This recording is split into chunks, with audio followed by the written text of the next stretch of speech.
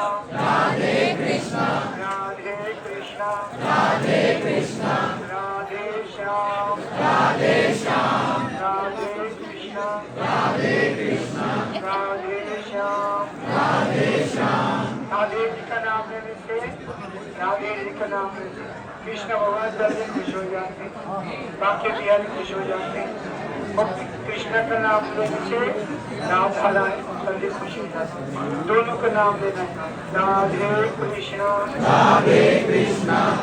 एक एक अक्षर का ध्यान देंगे, मैं तो राधे कृष्णा कृष्ण हो जाते हे बोलना ध्यान है। राधे कृष्णा राधे कृष्णा राधे कृष्णा राधे कृष्णा राधे कृष्णा राधे कृष्णा राधे कृष्णा राधे कृष्णा राधे कृष्णा राधे कृष्णा राधे कृष्णा राधे कृष्णा राधे कृष्णा राधे कृष्णा राधे कृष्णा राधे कृष्णा राधे कृष्णा राधे कृष्णा राधे